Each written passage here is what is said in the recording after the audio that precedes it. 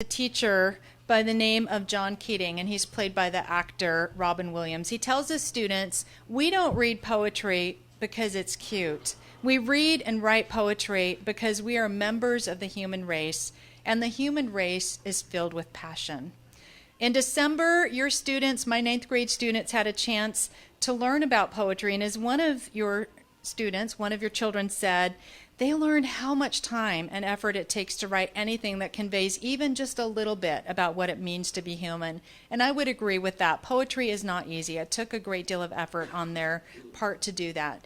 We started this unit by just talking about how wonderful it is to play with words. And the very first poems that we wrote were called free verse poems. And it's a cliche, but those poems don't have any necessary rhyme or reason to them. So there's a lot of freedom when you're just learning to write a free verse poem. There's no standard structure or no expectation. And we learned from one of the writers about the power of collecting words and playing with words and exploring them. I loved what one of your students said about poetry. She said, it allows me to share my emotions without being afraid of how to express feelings. And that is really powerful. It was a long time ago, but I remember what it felt like to be 15. And to have that depth of emotion and to be able to put words to it, I think is one of the power of poetry. Very famous American poet Robert Frost said, poetry is when an emotion has found its thoughts and the thought has found words. So tonight we'd like to share some of your children's feelings, some of their thoughts, some of their experiences as they share with you. All of the students here are 9th graders at our Tumwater High School. And for some students, these are among the very first poems that they've written. In teaching English, we tend to focus a lot on writing essays and reading other people's work. So I was so excited to have them have the opportunity to be creative and have some fun exploring with that. For a lot of students, this is their very first time sharing their work publicly. So this is a really cool forum. I love the old kind of reclaimed wood on the walls, and we get lights, and it's kind of a fun thing to talk into a microphone. Now students, you don't get that kind of feedback, awkward sound. If you've ever talked into a mic, this is a nice, comfy stage, and everybody here is excited and supportive of you. So I just want you to enjoy this evening and have a wonderful time. I'm so proud of your students' effort and their creativity and their willingness to come and share with you tonight. So the way we're going to go through the evening is we're going to talk just briefly about the different types of poems, and then I'm going to announce the names of students who are reading that type of poem. And if you can listen, students, and kind of think, who do I follow? When you come up and speak into the mic, when you're done, just go back and have a seat, and then the next person will come up. It'd be nice if you'd remind us of your first and last name and the title of the poem that you're reading. So our free verse poems are the first ones we'll hear from. And then there was a type of poem we explored called a catalog poem. How many of you remember this goes way back, but the Montgomery Ward catalog that used to come to your home? Maybe your grandparents remember it. Thank you, Mrs. Chin. We used to get the Sears and Roebuck wish book and looking at all of the toys at Christmas. It was just a wonderful, delightful time. So catalog poems are the same thing. It's just a collection of memories and images. So some students are going to read some of those. And Annika, you're going to come up first, but I had one student who wrote a beautiful poem. He couldn't be here tonight, so I'm going to share his first, and then Annika will come next. Then we'll hear from Villy, Olivia, Devry, Hayden, Kelsey, Jacob, and Savannah. So here's Noah's poem. Noah couldn't be here tonight, and Noah wrote a poem called Salmon. And we live in the Northwest. I thought we can't have our evening without hearing his words. So Noah's poem called Salmon. The sound of splashing water, shimmery scales glide through the crystal waters. Powerful tails hurl them up falls and across mountains. A long and tiring journey has led them here. A great sacrifice, one for the new generation. The cost of life is death as they leave their kin nestled in pea gravel. They leave their spirits to watch over them as their ancestors have done, protecting them, watching them. Wasn't that great? Thank you, Noah. We're sorry you weren't here to share, but thanks for letting us read your poem. So, Annika, And then if you are reading a free verse or catalog, just come up right after the next person, after she finishes. I'm Annika Shaw, and the poem I wrote is titled A Blissful Shade of Pink. Cherry blossoms ride the wind with the gentle tranquility of snow, floating and cascading around us. The sun casts a gentle light that bounces off pools of water from the spring rains and highlights light pink petals that float just right. But only as I stop to drink in the scenery does it really hit me.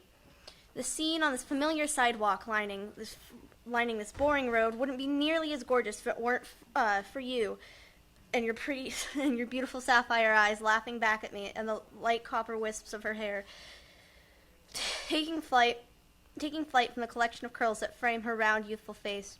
This is my happiness and what it feels like to love, and this is what it feels like for time to freeze around you as a pink blizzard still falls. Thank you.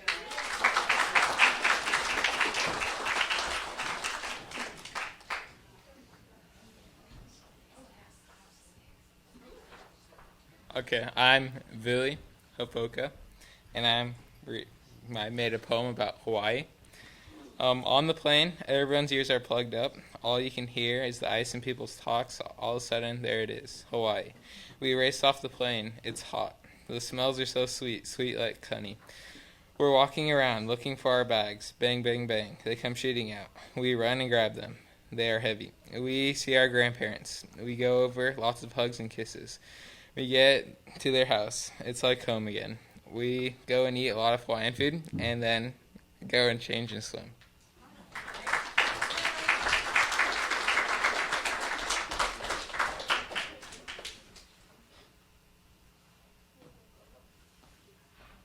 Hi, my name's Devry, and please don't cry during my poem because it's a little bit sad. It's titled "I'm Your Rain." You say how you love the rain and love to walk in it, or you love the sound when it beats off the roof, and the looks of the drops when it slides off the windows while driving. But when you walk, you cover yourself with an umbrella, or or when you hear it, you close the window so you don't freeze or no water climbs through. And when you drive, you turn on your windshield wiper so you can see. I feel like I am your rain. When I pour, you shut me out. When I come down, you wipe me away. When I'm cold, you let me stay in that frigid state. Instead, you warm yourself up. I keep spilling myself and hoping you notice, but you just keep turning the other direction.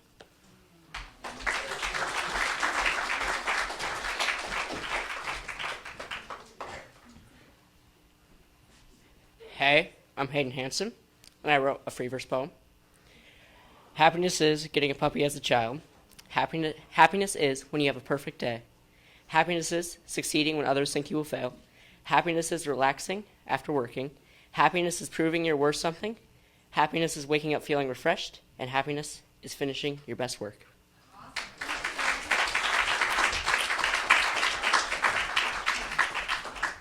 I'm Olivia, and mine's about ballet. Ballet takes me home. The movement is graceful, and the music is peaceful.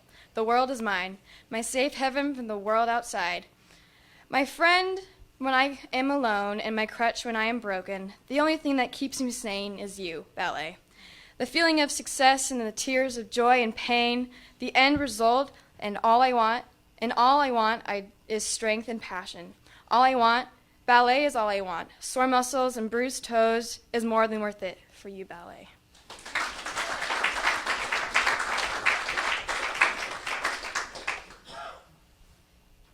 Hi, I'm Kelsey Blakesley, and I wrote a catalog poem.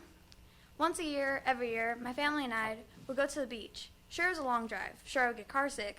Sure, I'd get tired of my parents yelling in confusion on where to turn.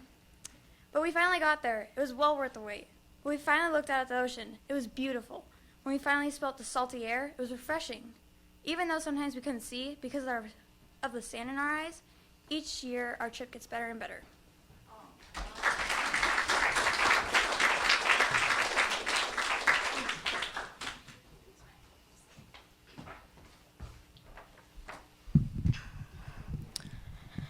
Hello, I'm Jacob Kruger, and I'm reading my poem called "The Dungeon." As I slowly walk into the dungeon, tons of plants infected with blight, walking further and further into sheer darkness, as I see a shadow into the light. Confused, I spot a creature of such harshness. Fixing his cold gaze, he bares his teeth at me. I am lost in the dungeon, too far to escape. Looking towards the light, I can finally see. I turned around and saw his big mouth gape. I knew right then and there, it was too late. I ran and ran as fast as I could, but fast wasn't fast enough. At this point, I was just pure dungeon bait. This raid is just too tough, and to think I can complete such a task. Was this dungeon just too much to ask?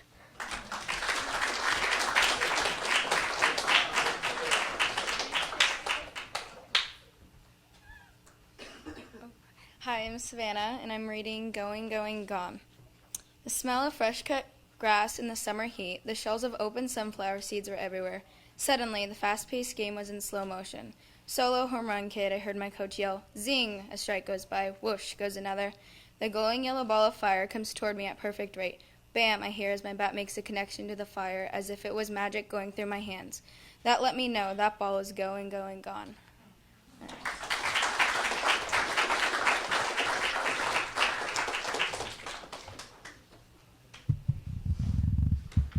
One of the things that's been the most fun about this unit is I feel like it's helped me get to know my students' passions and what really makes them excited. So I appreciate them sharing their poems. The next type of poem that we're going to be talking about this evening are poems that are called extended metaphors, where they kind of give a little bit more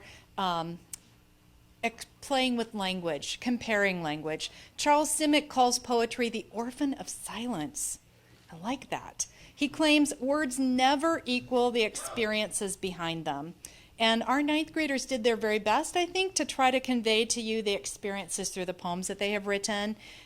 These were a little bit in emulating or imitating one of the poets we read. Her poem was called Identity. Her name is Julia Noboa Polanco. And you might notice as they read their poems, a couple of them will have words that are in common.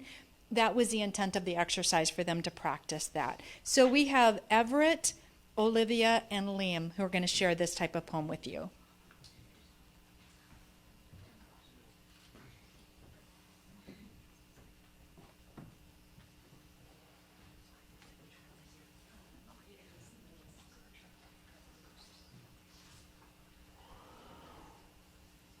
Hi, I'm Everett Taylor, and I'm going to read you a poem, Star Trek: The Next Generation.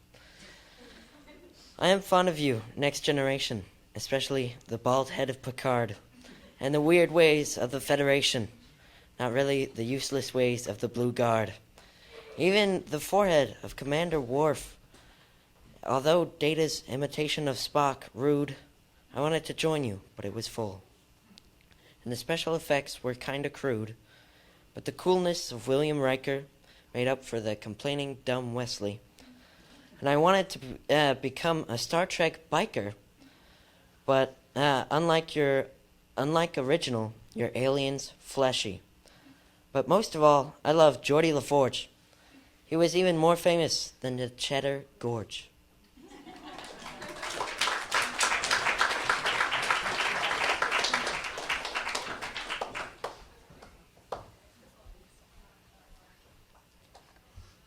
Riding down the big dirt road on my bike, riding faster and faster up the hill then down, wind rushing through my long curly hair, adrenaline pumping, laughing uncontrollably, racing in the wind, riding through the mud, taking the turn I've done 100 times before and falling onto the scary gravelly roads, scraped knees and tears in the eyes, somehow getting up and riding faster than before, breath as loud as thunder, tears gone in the wind. Most will never understand the happiness of the freedom felt. Taking that last ride, taking it all in, loving life and feeling good. Rolling down the gravel hill to the grass, riding the bike into the garage and taking a deep breath. Door closes.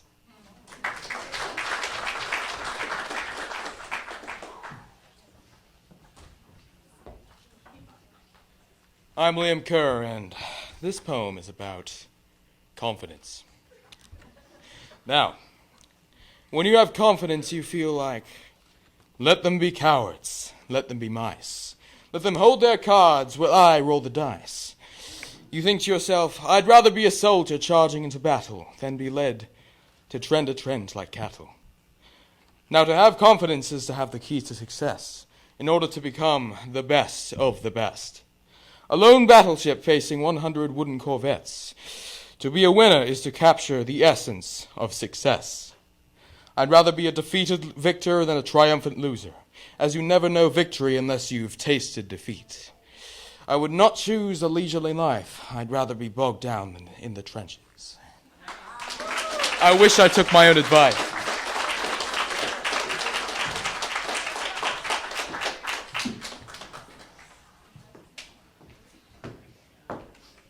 It's me stuttering again.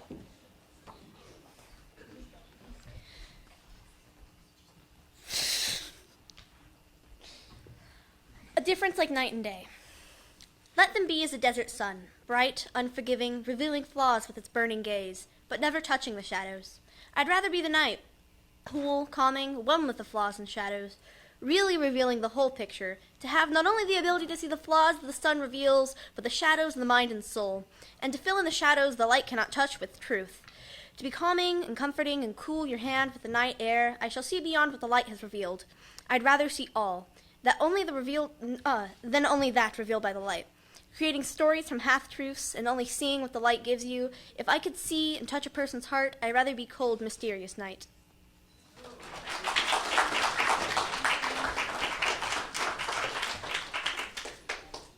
I kind of think I have the best job in the world. This has been really fun hearing their words tonight. So one of my students described poetry in this way. It's a message that allows the writer to connect her heart with the heart of her reader. Another student compared the process of writing poetry to that of painting a picture. And a third described poetry as the gateway to expressing a feeling. This next type of poem, an ode, is a lyric poem or a poem about feelings, and it really does celebrate either a person, an object, or an event. So we have some poets who are going to share tonight their odes: Savannah, Kaylee, Everett, and Jade.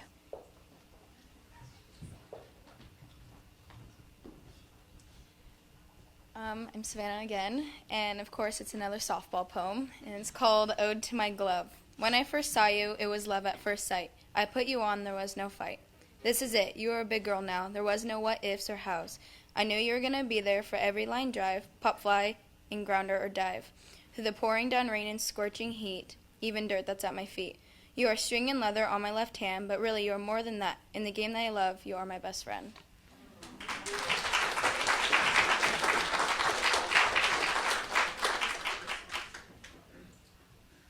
I'm Kaylee Irwin, and my ode poem is about my sketchbook. Ode to my sketchbook, crisp off-white paper crinkle in my grasp, distorted and misshapen from improper watercoloring, ink spilled in puzzling places. You, my escape from this reality, my world away from another. Within you, imagination, confusion, anger, and joy. You are creation, you are serenity. When I leave you, you will always be waiting. Others admire your beauty. You are a peacock, full and colorful and unique. You are full of coveted talent. You are art. Within your pages, emotion dances. I love you.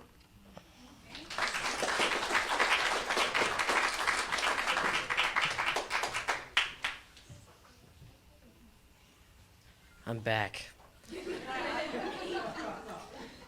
I wrote a poem accurately called Ode to My PC. Ode to you, PC, for all those times that you made me laugh, for all those times when we died, for all those stupid bugs in the OS. But mostly I remember the good times, like when we ranked up from silver and laughed at the console peasants, or when we played CSGO for 12 hours. I can't live without you, at least not in game. For all your acronyms, you're not just a personal computer. You're good times. You're an architectural powerhouse, a bad rat's revenge mouse. When I sat there in Mountain Blade and Joust, you are much more than just a keyboard and mouse.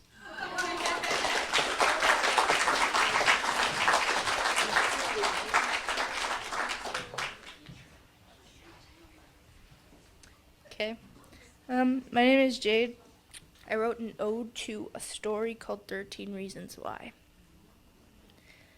The lights are dim, the recording machine whirls softly. The red light illuminates a small space. Pills are gathered around me, staring at me, calling me, beckoning me. My voice is calm yet fierce, and giant tears stream down my face.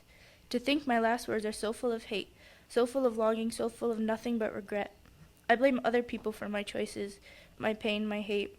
And here are the words I say, the ghosts that haunt me, the weapons of mass destruction, the real problems in our lives. My words. The secrets that will be shared, your secrets that can destroy you, rip you, and even kill you. The tape is running low.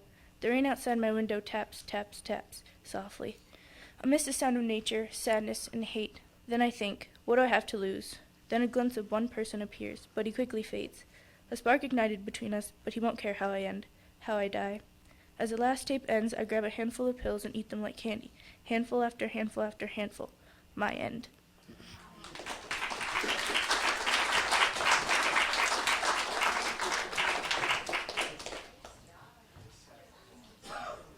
Nice job, Jade. And that was really a nice choice. That's one of the books that some of our students are choosing to read for our literature selections this go around. So it was kind of neat to see how you responded to that story. Thank you so much. We read a type of poem called parody, or we read a poem and wrote our own as a form of parody. And probably one of the most famous poems about a city ever written was Chicago by Carl Sandburg. And I have I think I have one student. Is Hayden here? Hayden W? No. So Brandon, it's on you. He's going to tell us the imitation style. If you've seen the film The Imitation Game, that's kind of what parody is. It's kind of a game of imitating some other writer's style. So Brandon, if you'd like to share.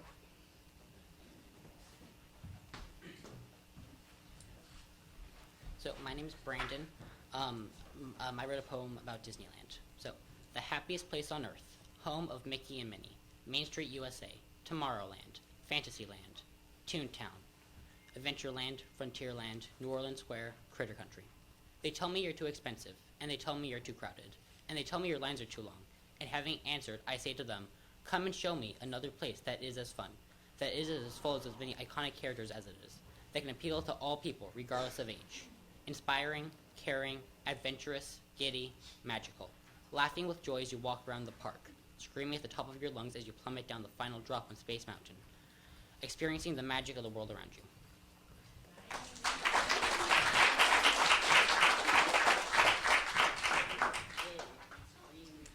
Okay, we are down to our last type of poem for the evening. And in some ways, this was the most challenging. It's the sonnet. And it's immortalized by Italian lovers and by William Shakespeare, probably the most beloved playwright for England of all time. So sonnets, unlike the free verse that we started with, have a very, very precise pattern for rhyming and lengths of syllables per lines. We gave it a good go, and I have a couple of students who are going to share their sonnets with us tonight, Julia and Connor.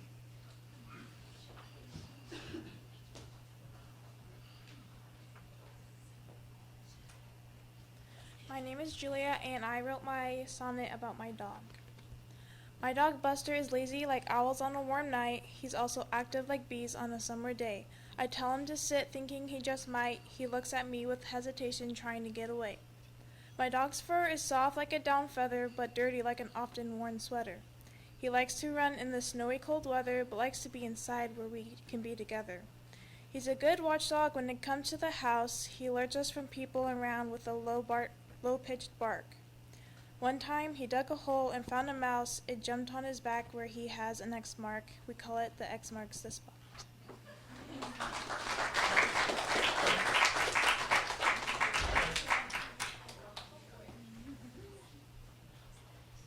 Okay, my name is Connor Douglas, and I wrote a sonnet called Katniss, My Lovable Cat. When we first met, we thought you a kitten. Oh, Katniss, how we love your zigzag tail. You look like you needed some wool mittens. Oh, when we met you, we thought you were male. Your favorite place to sleep is my bed. You help me sleep when I'm having trouble. You love it when I scratch you on the head. You're feisty if I pop your small bubble. For you, I would jump over the full moon. Oh, I love the way your chest turns brown mid-year. You seem to want to come in around noon. It's funny the way you cause the dog fear. This poem expresses my love for you. This poem about you is overdue.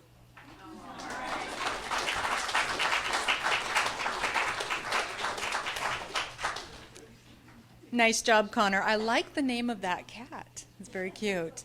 So in closing, I wanted to end by sharing a couple of my students' words. And I had them kind of reflect on what did you learn about poetry, what did you learn about yourself from this. And I loved what these two students said. Poems can either be heartwarming or heart-wrenching. And another admitted that writers who write poetry often have to go through some difficulty, some challenges in their life in order to write powerful poems. And your students, your children are young. They're mostly all 14 or 15 years old. But they were able to create some really powerful poems, and I'm so proud of them. And I'm proud of you, Mom and dads and aunts and friends who came to celebrate with us tonight. Their poems were really heartwarming, and it's just been a delight. So thank you. If you can stick around, we have some cupcakes to celebrate, and enjoy your evening. Thanks.